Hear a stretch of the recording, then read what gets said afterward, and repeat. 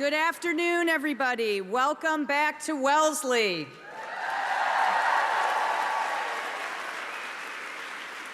I hope everybody is enjoying reunion weekend, having the chance to reconnect with old friends, make new ones, and of course, enjoy the glorious campus on this fabulous weekend.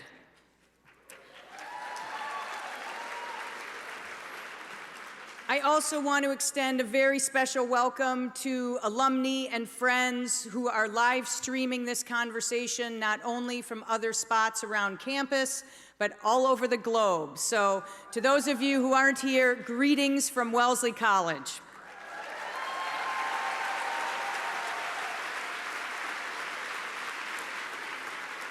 My name is Martha Goldberg Aronson, and I hail from the Green class of 1989.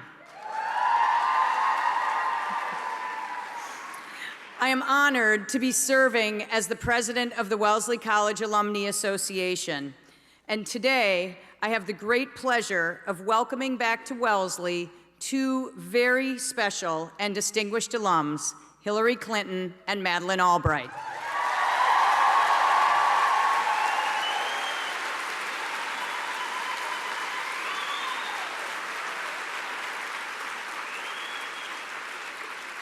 These women, of course, need no introduction. But what I can tell you, since I have been on reunion cycle with them for the past 30 years, is that they have remained incredibly dedicated and close to Wellesley, close to our students, close to their classmates, all throughout the years, regardless of which positions they've been in, and always serving our country in such distinguished capacities.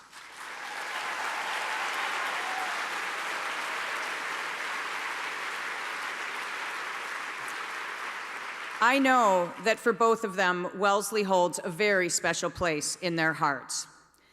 While many of us in the classes ending in 4 and 9 have been at reunions over the years with Secretaries Clinton and Albright, I also know that many of you have not yet had the opportunity to get to know our fantastic President, Paula Johnson.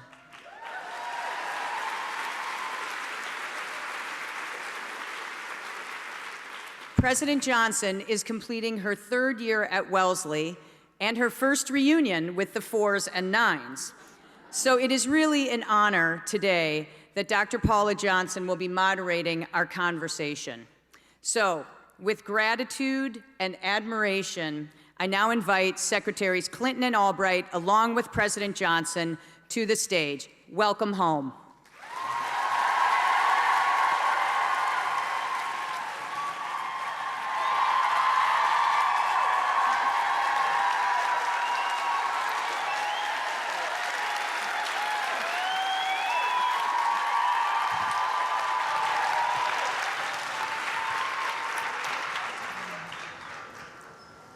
Wow. It is so wonderful to be here with both of you. And thank you for being here with us. You know, this is a very special moment in time. And I just want to say thank you for taking the time for this conversation. And as we proceed, I'm going to drop, we are among friends, so I'm going to drop the secretary. Is that okay? We're just going to go, we are just going to go with Madeleine and Hillary.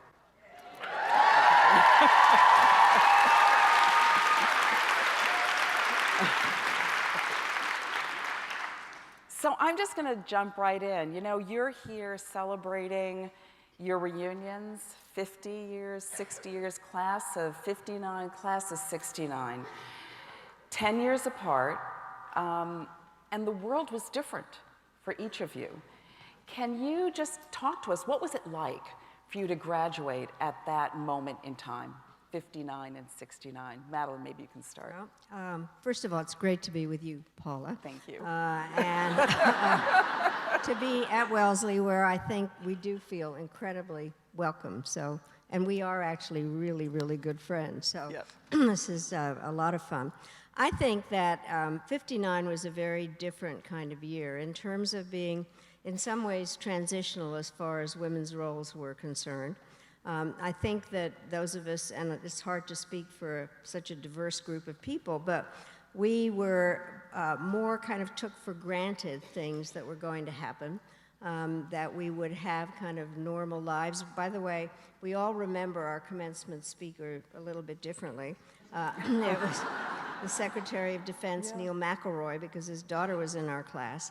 And it was kind of like your main responsibility is to get married and have interesting children. And some of us think we heard boys. So it was, and the fact that we didn't walk out is a sign of that we kind of took it the way it was. This was basically quite a conservative school. There was a very small group of Democrats. I was one of them.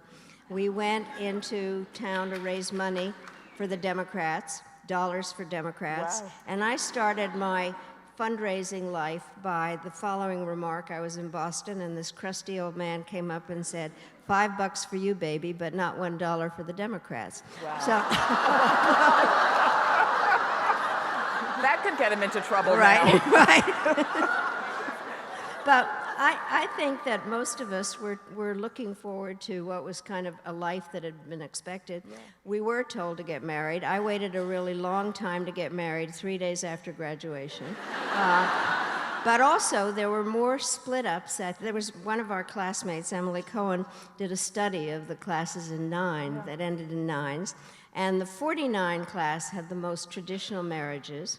I think our class, there were some split-ups and things. And your class, I think the men already knew what they were getting into. But anyway, I think we were more kind of accepting of things, and it was only once we got out that we recognized that it was a somewhat different world that offered a variety of opportunities for us. Yeah, wonderful. Hillary. Well, I agree completely with Madeleine's description of the late 50s in the country as well as here at Wellesley. And things began to change at an accelerating pace with the election of John Kennedy, which just seemed like a sea change in our society as well as our politics. So when I and the class of '69 arrived in the fall of '65, we were already, I think, different.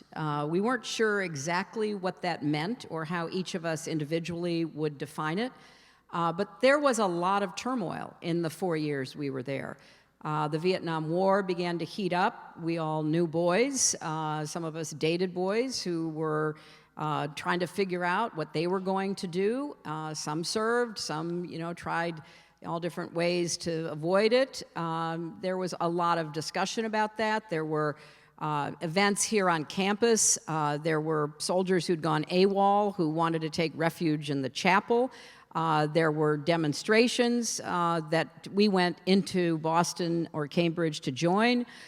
There was Dr. Martin Luther King Jr.'s assassination, and then shortly after classes ended, Senator Robert Kennedy. So our time here was marked by an enormous amount of change and turmoil that we just couldn't help but feel like there was a real shaking of the foundations in our country. And again, that didn't mean we knew exactly what we were going to do, but I think Madeleine is right that there was a big interest in trying to figure out what would be either expected paths or new paths that we could follow. I remember going in to take the law students exam, the LSAT, with a couple of people from Wellesley and then some people, some women we knew from Radcliffe, and we were literally the only women in this huge hall at Harvard, and we were sitting there waiting for the exam to begin, and all of a sudden all these young men started to harass us by saying, what are you doing here? Why are you taking this exam? If you get in, I'll have to go to Vietnam. You could be the cause of my death. I mean, it was so, you can't, the level of intensity in much of our daily life and certainly in our country's life was so different from what had gone on before. and you know, we're all just sitting there with our, you know, our heads down, trying to avoid being rattled or, you know, feeling terrible before we start this big exam that's going to be one way we decide what to do with our lives. So we came at a moment of great turmoil, and I think that it was both on social as well as political terms, because I remember we were protesting against parietals. And, you know, yes, right, yeah. And there were a bunch of us who were organized. There's a picture that circulated where, you know, we're all there. Somebody's speaking, I'm there, other of my classmates are there, and, you know, we're basically striking a blow for women's empowerment by saying, you know, we don't want to have to come in so early. We don't want to leave our doors open when we have boys in the dorm, although that looks like a better idea when I became a mother than when I was a student. So we, you know, and we wanted to change parts of the curriculum so that we'd have more freedom of choice in what we studied. So it was both external to the college and internal.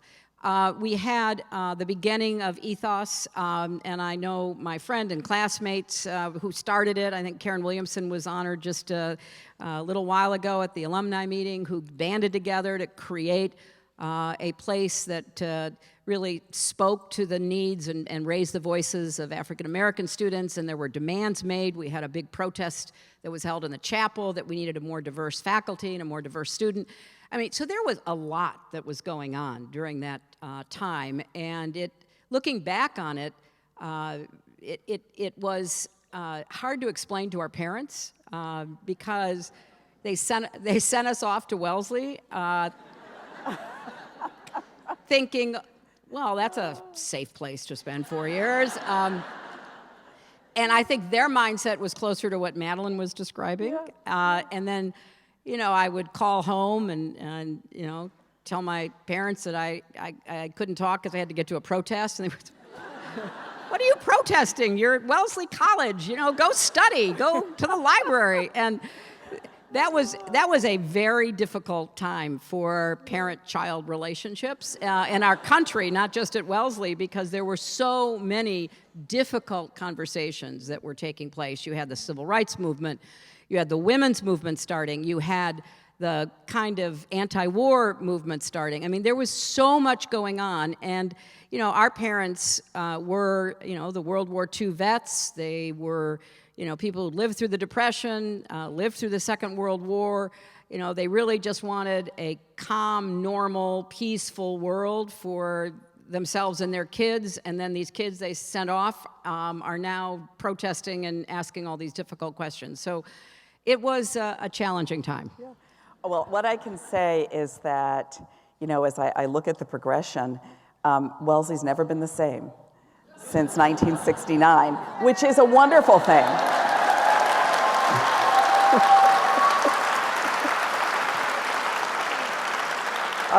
And it's a wonderful thing. So, you know, if you look back on your Wellesley years, what is the most distinct memory that you have? Well, I was thrilled to be here in every way. I was a scholarship student and a refugee, and really just thrilled to be here. And I kind of thought about what were certain things that happened that had an effect on my life. First of all, I didn't realize, all of a sudden with bells happening, I was in Homestead, and there was a call, and they said, Madeleine Korbel, there are some ladies here from Boston who want to take you in to show you what the American girl wears. So I came down in my Bermuda shorts and Shetland sweater. But so I was seen, I was, quote, a foreign student. I was not an American citizen yet. So then in January, all of a sudden I go back to my room, and there are these huge posters put up by Emily Cohen and Susan Dubinsky saying, aliens must register. And so I was an alien, and so it made me really think about immigration laws. Yeah. And I studied them when I was in political science class, and then I became a citizen between my sophomore and junior year, And I insisted, as I was being questioned at the Denver County Courthouse, to talk about the McCarran Act that I thought was unfair in terms of immigration. And so I'm lucky that I got my citizenship. And it really has had an effect on my life in every single way. One of my favorite things to do as Secretary of State was that on July 4th, 2000, I went down to give the naturalization certificates at Monticello. I figured since I had Thomas Jefferson's job, I could do that. And so I hand this man his naturalization certificate, and he says, you know, I heard him saying to some people, can you believe it? I'm a refugee, and I just got my naturalization certificate from the Secretary of State. So then I went up to him, and can you believe that a refugee is Secretary of State? And that is what I did.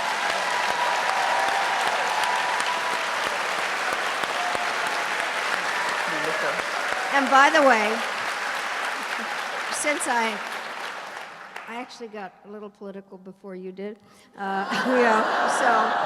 what happened, I was just on the train on Amtrak going from Washington to New York, and it was about 3 weeks ago, a month ago, when spring vacation was going on, and the conductor gets on, and he says, the train is going to be very, very full because it's spring vacation, and I'm asking those of you that are traveling alone to move together because we don't want to separate the parents from the children. Wow. Wow. Wow. Well, actually, you were a refugee twice, as I recall, so you have very personal, relevant experience. I had never heard of Wellesley. I had never heard of Wellesley. I was going to a very large high school outside of Chicago, and my senior year, we had a government course, and it was taught that particular year by two young masters in teaching students. One had graduated from Wellesley, one had graduated from Smith, and they were at Northwestern in this program getting their masters in teaching, and their practical experience was teaching in our high school. And I really fell under their influence. I thought they were incredible. They were, young and smart and really good in the classroom.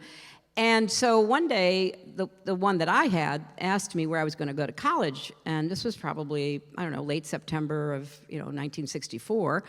I said, I don't know. I'm going to go to college, but I don't know where I'm going to go. And she said, well, could the other teacher and her talk to me about going to the schools they went to, Wellesley or Smith?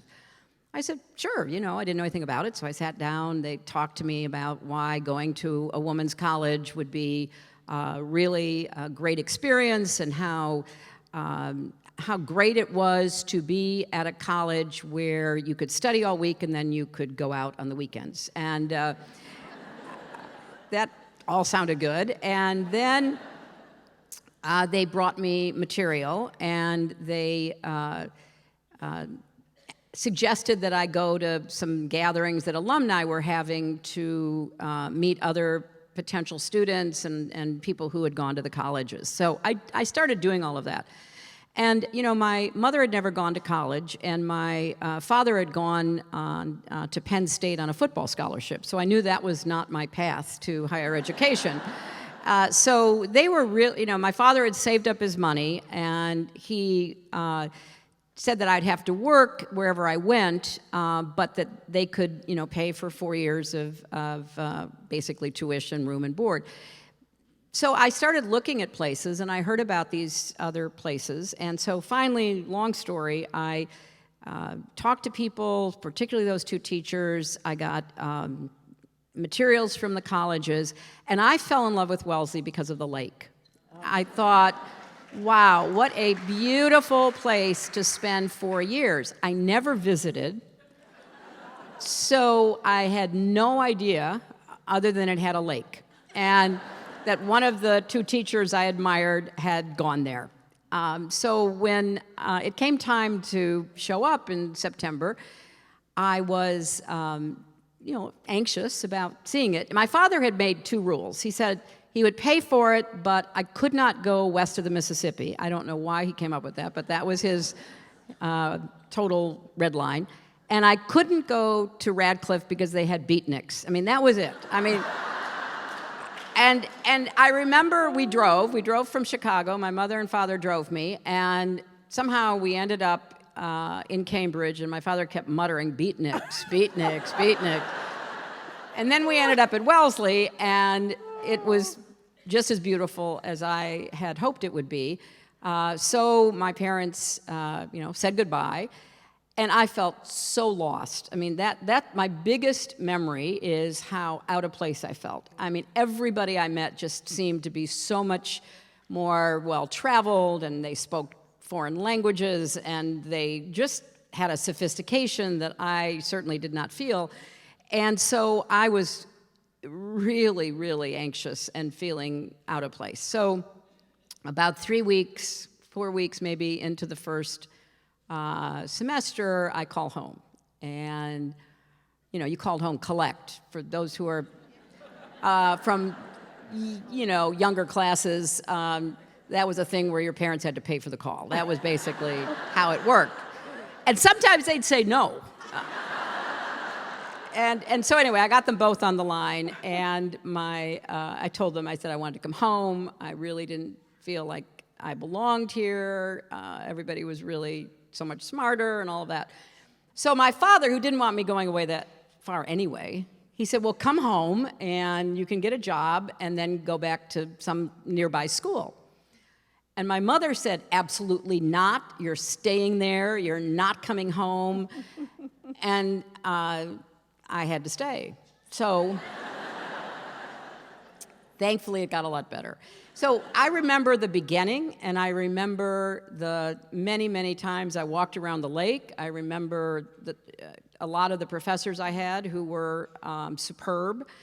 But mostly I remember, the friends that we made and the people that became part of our lives together, and a lot of whom are here from that class now. And because it was such a tumultuous time and there was so much going on outside, it really added to the importance of the people that you spent most of your time with in the dining hall and in classrooms and in your rooms, and just basically trying to make sense of what was going on in the world. Yeah. Well, it's just so interesting because both of you really had the experience of coming to Wellesley and feeling other. And it's such an important story, I think, to tell, because there are so many, 17% of our incoming class are first generation. And for them to understand this experience, but then how we actually really eventually embraced you, and where you come out the other side, and the work we need to do to make sure that we keep those experiences fresh so that we don't forget what it feels like to do that. And I think it's something that we really keep front and center. And the other thing I would just say, Hillary, is that for a younger generation, we might have to describe what a beatnik is.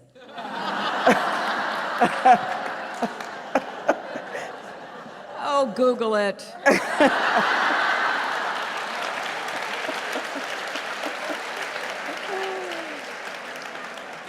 And I went to Radcliffe, but anyway.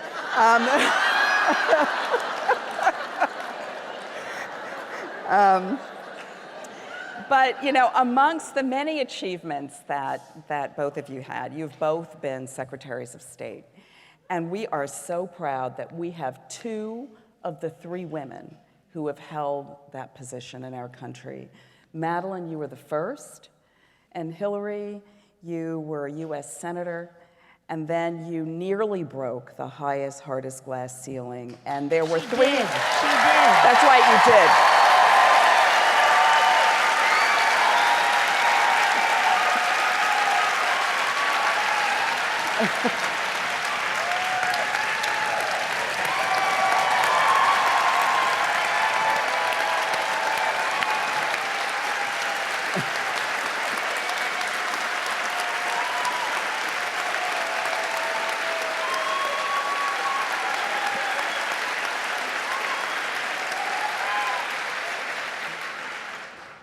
She did.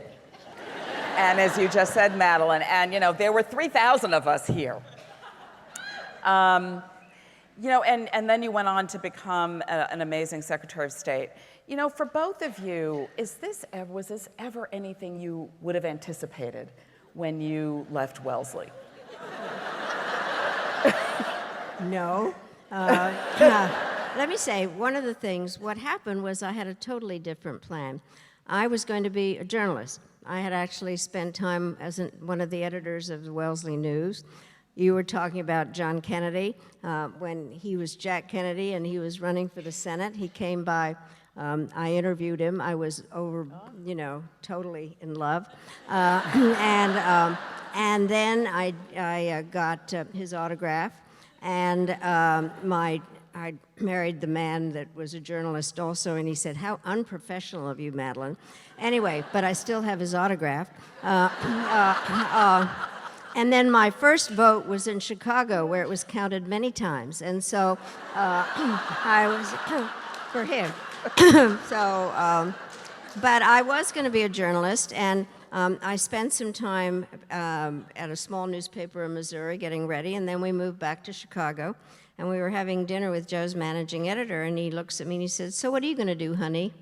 I said, "I'm going to work on a newspaper," and he said, "I don't think so, because labor regulations don't allow that, and even though there were 3 other papers in Chicago at the time," he said, "and you wouldn't want to compete with your husband, so go do something else."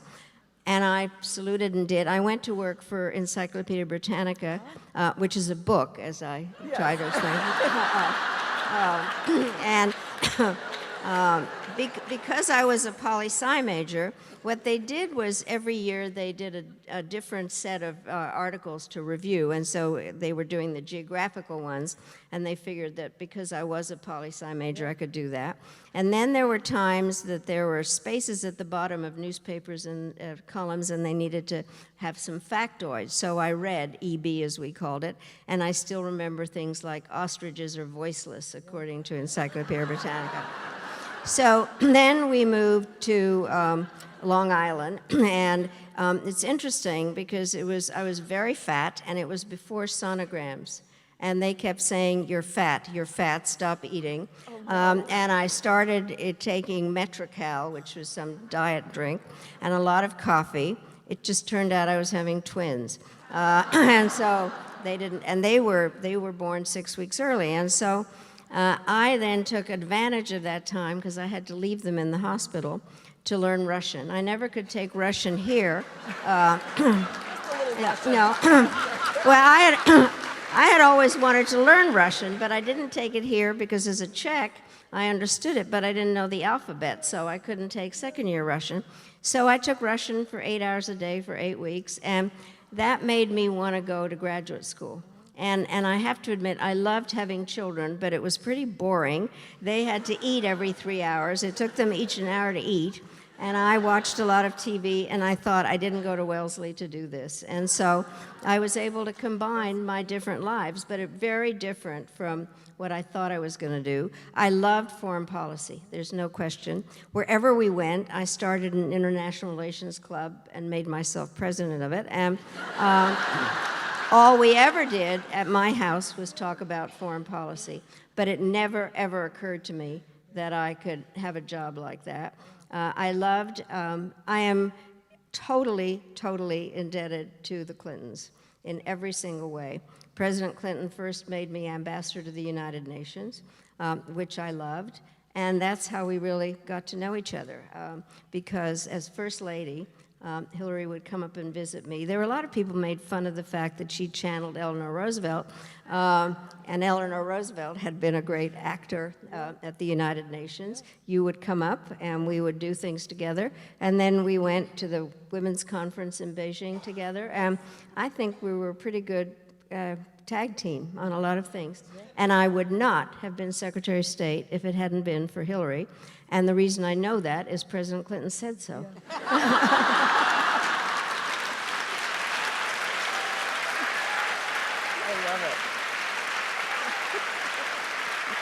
Publicly. Well, I have a very different story about how I ended up as Secretary of State. when I was here at Wellesley, I majored in political science, and I had a great course in international relations taught by Barbara Green. And it was really stimulating, and then Professor Evans taught a course about, which included simulation of international crises. And so there was a good component of foreign relations in the political science courses and the department when I was here. But I went to law school, and I came out of law school and went to work for the Children's Defense Fund because my real passion was kids and kids' lives and trying to represent them and advocate for them. And I was very fortunate to work for Marian Wright Edelman. And then when when I moved to Arkansas and I taught in the law school, and then married and taught, continued to teach, but also then practiced law, I just never thought about running for office or ending up being Secretary of State. So it took a series of events that led me to the first decision, which was to run for office, which came out of a lobbying campaign, really, by people in New York. And it started in the days after the midterm election in November of 1998, when I got a call after then Senator Daniel Patrick Moynihan had said he wasn't going to run for re-election. So then Congressman Charles Rangel called me at the White House and said, a bunch of us want you to run. I said, that's ridiculous. I'm not going to run for the Senate. I'm not going to do that. And he goes, oh, come on, you've got to at least talk to us. And then there became a kind of steady stream of people coming to see me, and sometimes people who wanted me to run would say on TV that they thought I was getting closer to running, and I would get really upset, and I would call and I'd say, I'm not closer to running, I'm not running.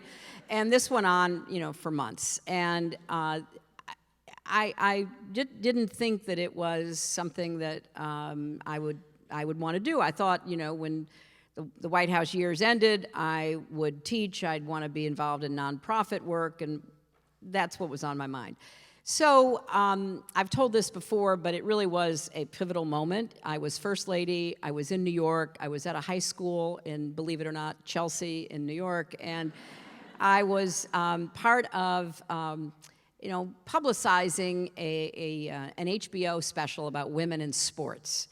And Billie Jean King was there, and other well-known women athletes were there, and the name of the series, the program, was Dare to Compete. And of course, it was about athletic ability.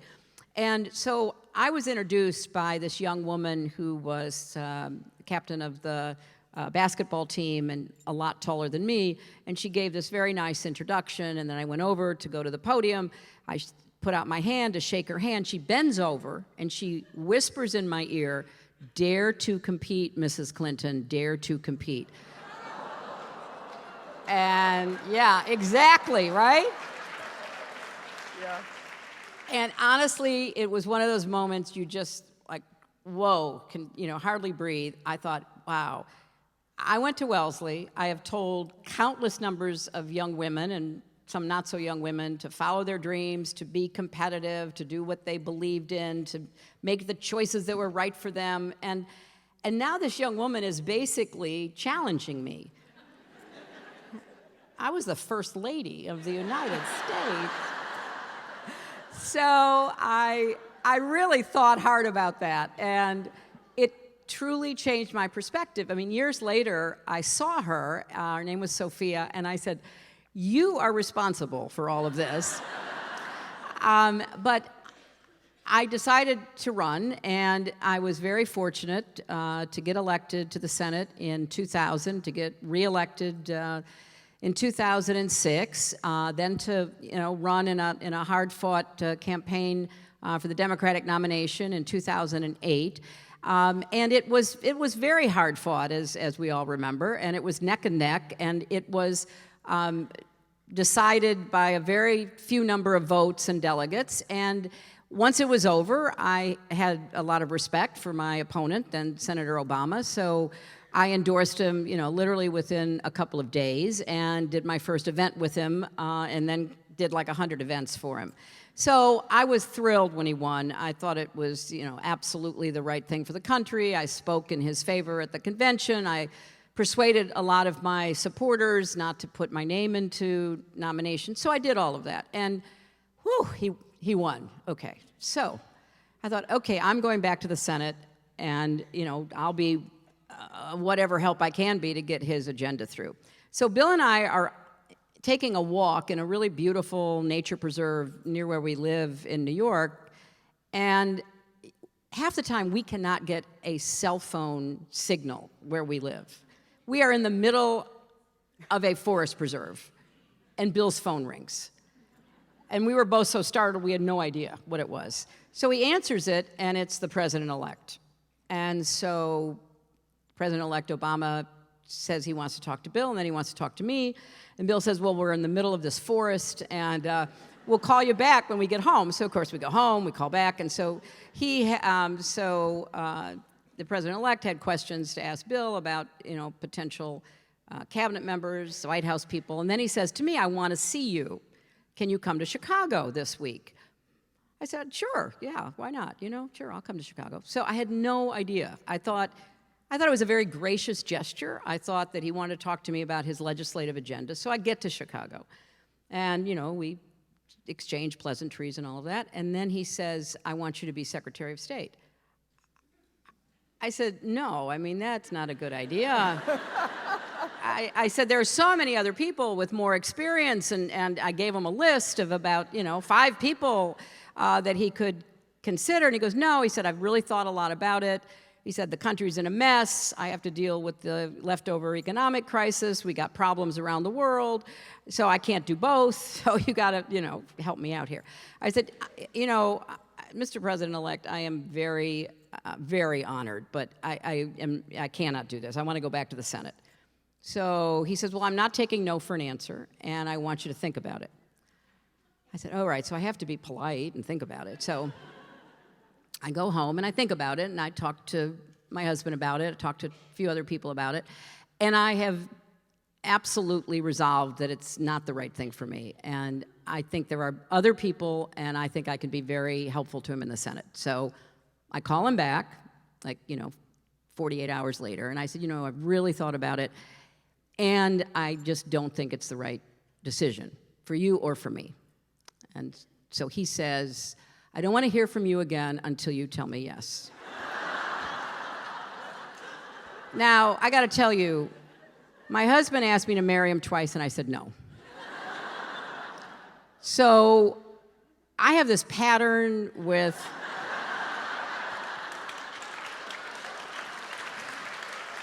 And so, yeah, I eventually got to yes, actually in both cases. So, yes, I did, I called him back.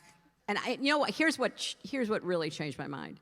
I thought, if I had won and I had wanted him to be in my cabinet, I would have wanted him to say yes to serving our country.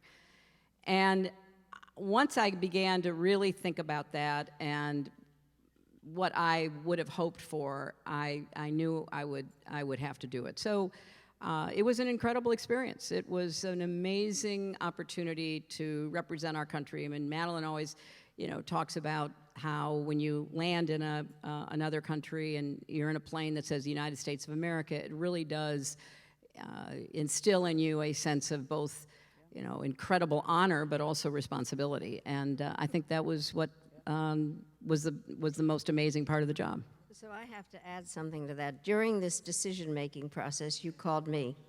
And I was in a car. I pulled over, and you said that the president had asked you about this. What did I think? Was it a good job?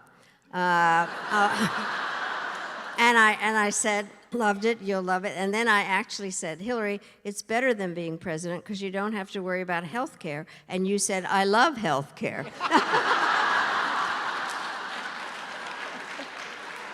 I've been a glutton for punishment for a long time. But the fun thing is, my granddaughter, when she was 7, 8 years ago, said, so what's the big deal about Grandma Maddie being Secretary of State? Only girls are Secretary of State, And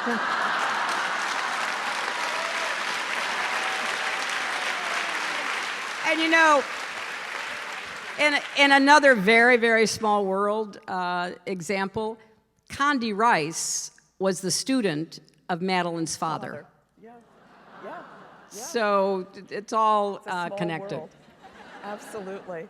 Wonderful. And, you know, I just think it's so important that as women, we also understand that, you know, our lives have various rhythms, and that for our students especially, sometimes they feel that they have to have it all planned out. And it doesn't happen that way, right? And more to come. But, you know, you mentioned, Madeleine, you mentioned the UN Fourth World Conference for Women. And both of you were there. It is now, next year is the big anniversary. 25 years, Hillary, since you said human rights are women's rights are human rights. And Madeleine, I know you left your daughter's reception, wedding reception, a little early in order to be there. And the both of you, it was a very powerful moment. Can you talk a little bit about what that moment was like, what has transpired, and what is the unfinished business?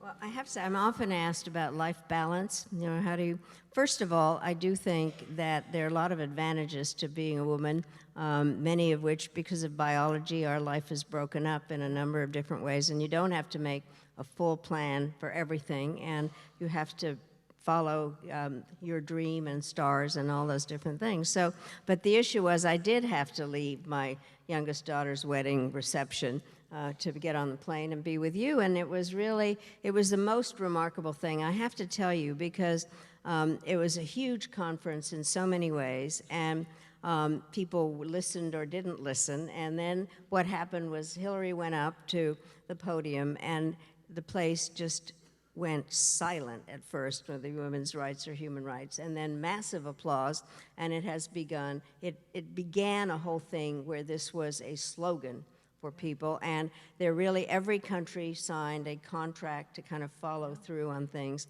and I think it was unbelievable, and it has made a mark. And by the way, we think, as we look at the Albright Institute, that one of the things, because of this anniversary, that we always pick a subject to look at, and we're going to do this in order to really understand what the effect is. Everybody did work on it, but I think it's far from finished. And I think that part of the issue is how easy it is to push back. All we have to look at is what's going on now. And in terms of changing a lot of states' laws and a number of different issues, and that's in the United States, and it's not true. In other countries, there also are issues. So it is unfinished business. And I think we need to stay with it. And we also have to recognize that women do have to work harder. There is just no question. And I've said this, and I apologize to the men in this audience, but there's plenty of room in the world for mediocre men. There is no room for mediocre women, and we have to work twice as hard.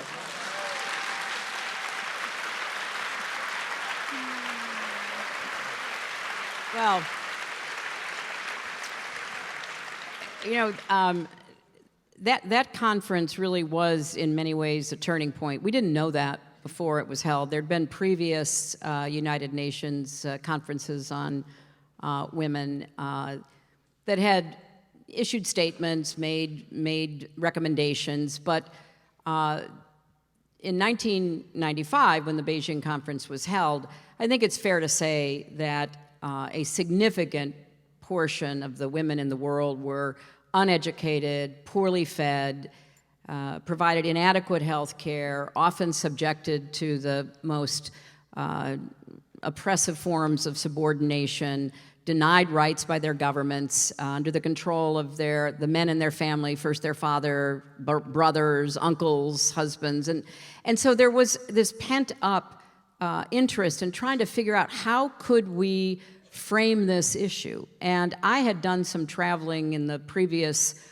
year and a half where I had seen firsthand some of the obstacles that confronted women in being able to get an education and be able to access family planning for their families, being able to get health care. So I was very interested in going. Madeleine was at the UN and was one of the chairs of our delegation going to Beijing. And it was really controversial as to whether I would go. There were a lot of members of the Congress who did not want any American going to China because they thought it would be interpreted as some kind of condemnation of Chinese policy. There were people within our administration who were equally opposed to me going. They were fine if a delegation went and frankly, if not too much happened. And I was determined to go. And the State Department wasn't enthusiastic about me going. The National Security Council wasn't enthusiastic about me going. So I finally said to the folks who were unenthusiastic, look, I'm going to go. I'll either go on my own and fly commercially and get there, or I can go with the delegation. And my only ally was my husband.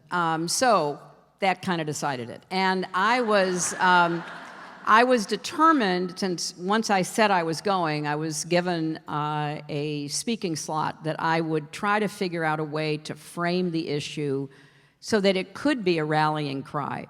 And we started working on this speech. It went through absolutely innumerable drafts. We were finishing it on the plane on the way over. Madeleine was with us, and I'd be marking it up. We'd get new ideas, and on it went. So when it came time to deliver it, there's always a lag when you're having multiple translations going on. So you're speaking, and nobody is doing anything. And then all of a sudden they go, oh, they kind of get it. And there's a critical mass that responds. And so I thought, okay, we're kind of making progress here because I'd laid out this argument. There's a lot more to the speech than, obviously just the, women's rights or human rights section. I criticized China for some of its policies, the one-child policy, forced abortion policy, coercive family planning policy, some of the other policies toward women, and so they cut off the feed of my speech throughout the big convention center. We didn't know that at the time, but yes, that happened. And so at the end of it, we got a good response, and it was very gratifying. And it was a jumping off point for a lot of people for two more things that happened. One is that there was a non-governmental organization gathering 45 minutes outside of Beijing. All these women from all over the world had come there. They weren't part of official delegations, and they wanted a place to meet, and the Chinese government put them 45 minutes out. So when I finished the speech, I was asked if I would go out and speak to the NGO group, and I said I would. So we went out there, and it was pouring rain. There was mud up to your ankles, and the security forces were really roughing people up. I don't know if you know Donna Shalala, who's now in Congress. She was, at that time, the Secretary of Health and Human Services, and she's a quite short woman, right? And they were knocking her around, but do not knock Donna Shalala around. I mean, I was getting so worried because, Donna and everybody else, they're pushing their way through the Chinese security guards who were yelling at them. It was really tense. So I spoke there. And then the other thing was we actually were working on what came to be known as the Platform for Action, which was an actual platform for recommendations about every issue you could imagine.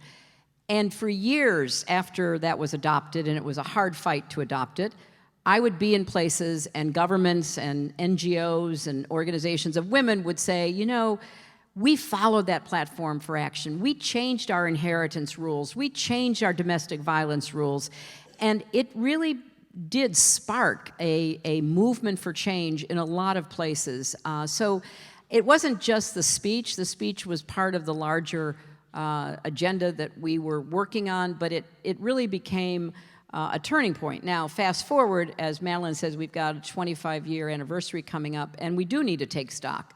I was part of an effort to take stock on the 20th anniversary in 2015, and we have made progress. We've made progress getting girls into school, Not so much progress keeping them in school, but getting them at least primary education. We've made progress on health care, but actually, not enough.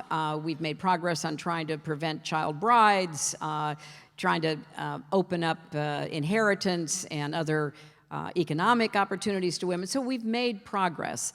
But I think it's also fair to say that there's always a struggle, and it's by no means a secure progress. So one of the things that it would be great for Wellesley to look at, and what Madeleine was saying about the program that has her name on it, is to take stock of where it is for women, and to pay attention to what's going on in our own country and some of the new legislation and regulations governing women's reproductive health, and making it clear that there have to be certain benchmarks that women are able to achieve that give us the autonomy to make decisions that affect the most important parts of our lives. And it's not just in health, it's in education, it's in the economy and everything else.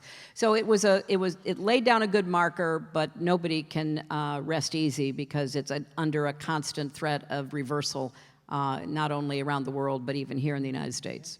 So absolutely.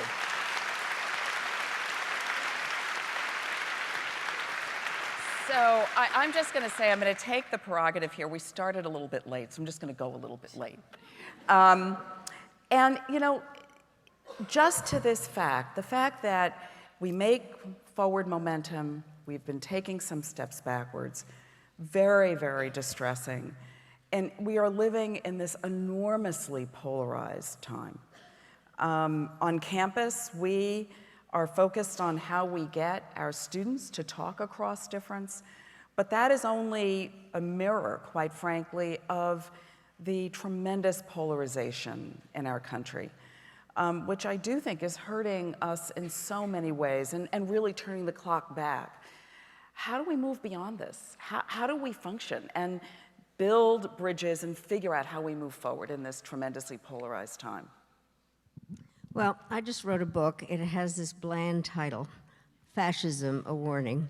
I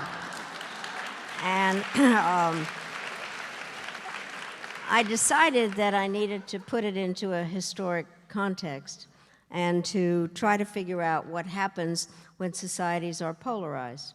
Because there are divisions in all societies, and there have been for some time. And I think recently much more has happened as a result of technology and job displacement, a number of different issues. And so what is interesting, if you look at things historically, Mussolini was the first fascist, and Italy had fought on the side of the Allies during World War I, but had not been recognized properly.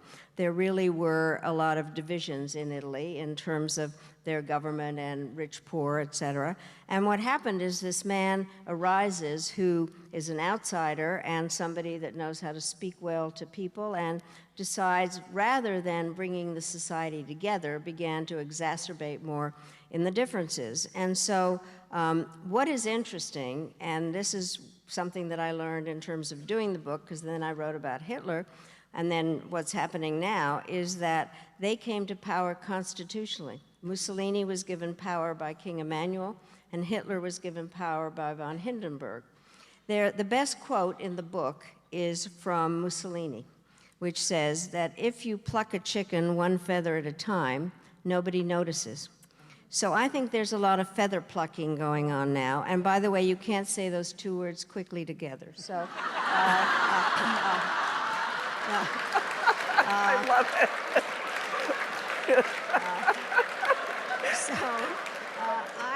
And it is very hard to define fascist, because fascism is not an ideology. It is a process for gaining power. And because there are divisions, what is needed is a leader who can find common answers and find ways to solve the problems, rather than somebody that exacerbates the divisions. And so that exacerbation of really those divisions, and then finding a leader who identifies himself with one group at the expense of another. And then the other group becomes the scapegoats, so they are responsible for the divisions. Then people who think they're above the law and also think that the press is the enemy of the people. So what I now have my kind of, we all know the see something, say something. I have the do something list, and it is to call it out, then also to have people run for office, or those of us that aren't, support them. Then, and this is the difficult part, is to talk to people with whom we disagree. I happen not to like the word tolerance because that's put up with. I think we need to respect where their views are coming from and try to figure out how to talk to them, and it's not easy. And then ultimately, I said this the other night, is that there isn't a book or a speech written that doesn't quote Robert Frost. So the quote that I like is, "The older I am, the younger are my teachers." And therefore, I do think we need to spend time talking to the younger generation, bring them into this, and really, so I'm often asked if I'm an optimist or a pessimist. I'm an optimist who worries a lot. And so that's why I decided to put out the warning. I love it. I love it. Well, amen to all of that.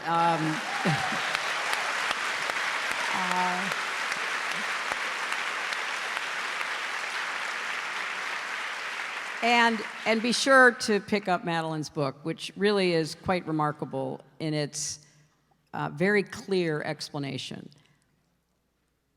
And I don't want to be a downer, but I will say this. If you take the time to read the Mueller report, actually read it, which all of us in this auditorium are more than capable of doing, you come to two inescapable conclusions. The first is that Russia conducted a sweeping and systemic interference in our election. The second is that obstruction of justice occurred. Now, you cannot read the report chapter and verse, fact after fact, without reaching those conclusions. And yet we are living at a time when there is so much distraction and competition for our attention that what would have been unthinkable 5 years ago, let alone 50 years ago, is now just yesterday's news. I have the rather unusual experience of having worked on the 1974 impeachment inquiry staff. Because when I was in law school, I was part of something called Barristers Union, which was the trial practice group at Yale. And 5 of us were asked to join the impeachment inquiry staff, which I agreed to. And it was an incredible professional experience and a very sobering public experience. And so my job, my first job on that staff, was to research and help write a memo about what is an impeachable offense. Literally, you cannot make my life up. So here we are. And there is no doubt, in my opinion, that what the founders were most worried about was anything that undermined the integrity of the government, that abused the power of the executive vis-a-vis the other branches of government, that really went to the heart of how you keep this delicate balance of a democracy going. So when I read a book like Madeleine's, and you want to just jump up and yell at points like, why didn't more people speak out? You know, where were the leaders? Where were the business leaders and the academic leaders and the press leaders? And for a million different reasons, in a lot of these settings, people were either not paying attention or they had the, unfortunately, foolish idea that a Mussolini or a Hitler could be controlled. And so the demagoguery, the appeal to the crowd, the very clever use of symbols, the intimidation, verbal and physical intimidation, was overlooked. And this is a classic pattern There is nothing new about it. It's just different means of messages being delivered. And I think given the rapidity with which information can be conveyed today because of the internet, it is an even more dangerous set of circumstances because it moves so quickly and it can get so overwhelming. And people, just want to quit hearing about it and get back to their normal lives. There is nothing normal about undermining the rule of law. There is nothing normal about attacking the press. There is nothing normal about trying to undermine another branch of government. There's nothing normal about trying to use the legal system to go after your political enemies. There is nothing normal about any of that.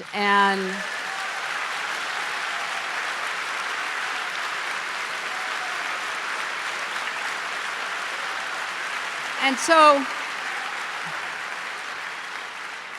I think Madeleine's book is really well named, Fascism, a Warning. And the idea that, it can't happen here is just old-fashioned, my friends. So there is so much at stake and so much that people should be trying to sort through for themselves and perhaps joining in action together to speak out. So I am a very worried optimist because there seems to be no staying power for a lot of these really serious threats. And that's part of the strategy. You do something today that's even more outrageous than what you did yesterday. You say something that is totally beyond the pale of what should be expected from any public official. And so what happened yesterday is quickly lost in what's happening today. And this goes way beyond party. More than 1,000 former prosecutors appointed by Republicans and Democrats all said these incidents that are related in Mueller's the second half of his report clearly amount to indictable obstruction of justice charges. And there are so many Republicans who are speaking out, who are organized to keep trying to sound the alarm, but not enough of us. And that means regardless of party, I don't care if you're Democrat, Republican, libertarian, green, vegetarian, it doesn't matter. Whatever you are, if you care about this incredible experiment that we've been engaged in now for 200 plus years, then you have to be concerned about this. We can get back to arguing about all kinds of things. I was in the Senate for 8 years. I worked with Republicans and I opposed Republicans. That's the way it is supposed to work. And there were Republicans then who are still there, who know better and are afraid to stand up and say what they know.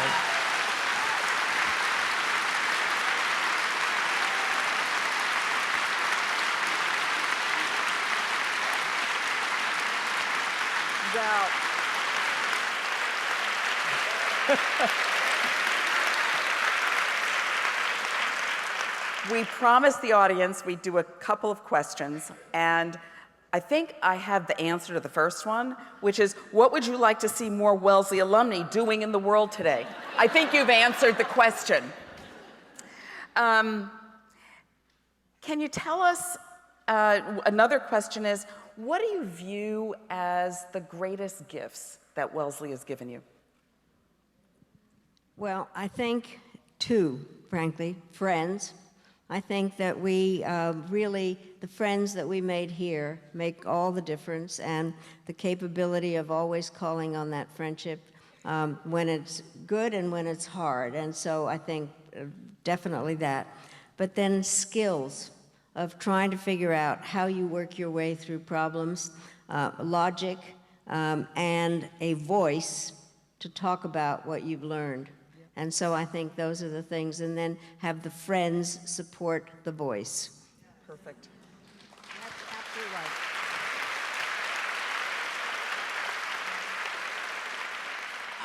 right. But I agree with that completely, and I just want to answer the first question you asked, Paula, because not everybody's interested in politics who goes to Wellesley. Not everybody wants to be in an appointed or elective office. Absolutely.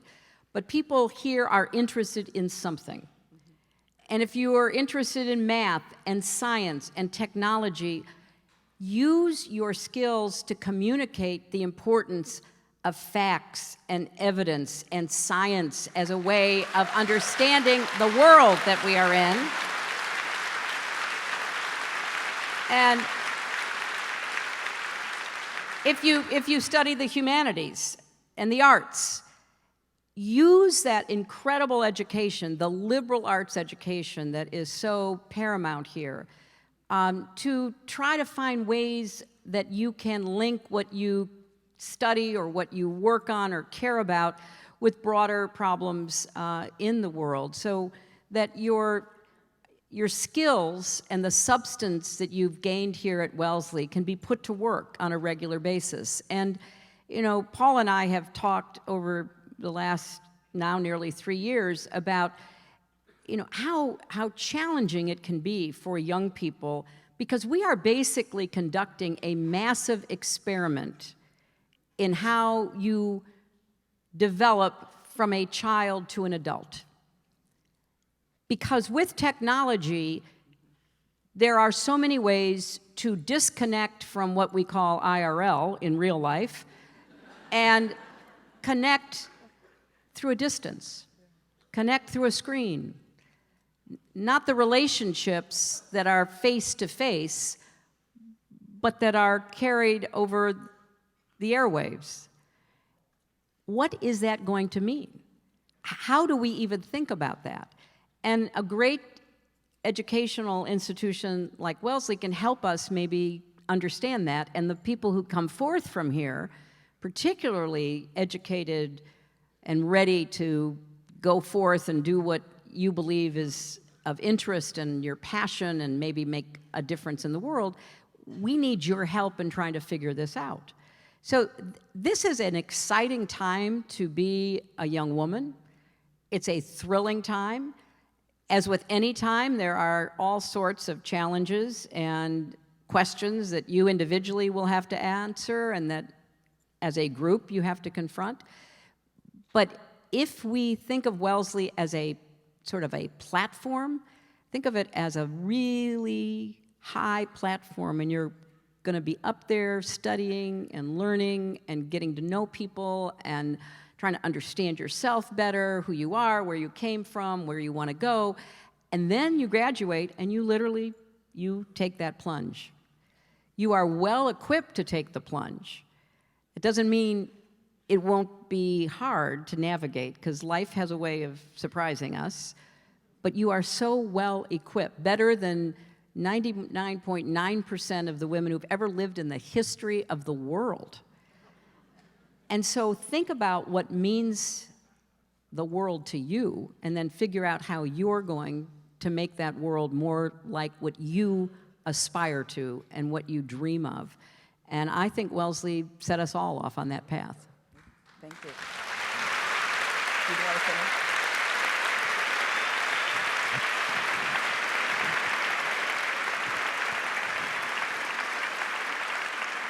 I think we have our marching orders, and not only for our students and our youngest alumni, but given how our lives evolved, it is the work that we all should be engaged in. And I could sit here and talk with you for another hour, but I just thank you for really spending time with us and sharing reflections and wisdom. And before we end, I do have a small gift for each of you. Paul, Madeleine. can I just say, before we end, I am so grateful, as we all are, that you are president. Absolutely incredible.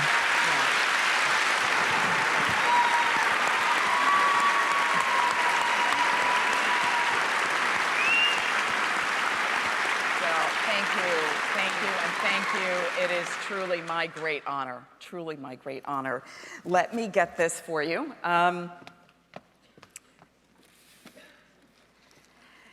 These are bound copies of your senior honors theses.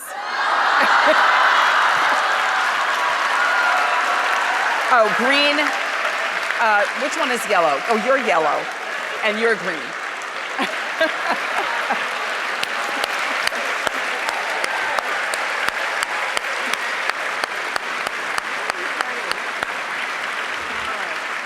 Thank you so much. Thank you for being here, and enjoy the rest of reunion. Thank you. Everybody. Thank you. Great, thank you.